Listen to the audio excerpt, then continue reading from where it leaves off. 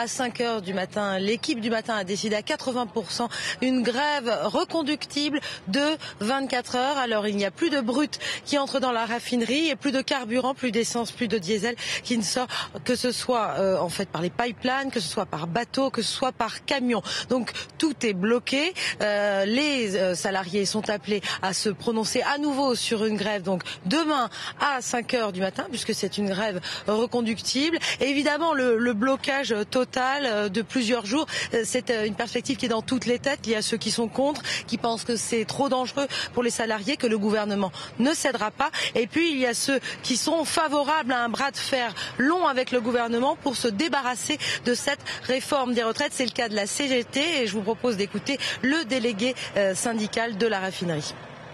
La pénurie d'essence, c'est une conséquence de la grève, mais c'est un moyen de pression aussi, mais c'est certainement pas quelque chose qu'on souhaite et que les salariés souhaitent, c'est-à-dire qu'on ne souhaite pas à ce que les gens n'aient plus de carburant pour aller au travail.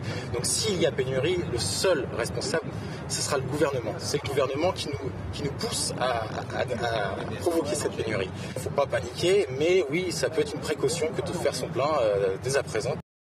Qui est vraiment à relativiser car ici dans le secteur il n'y a pas moins de 3 raffineries et une qui fonctionne encore tout à fait normalement. Néanmoins les gens ici ont commencé à prendre leurs précautions puisque des files d'attente commencent aux stations essence.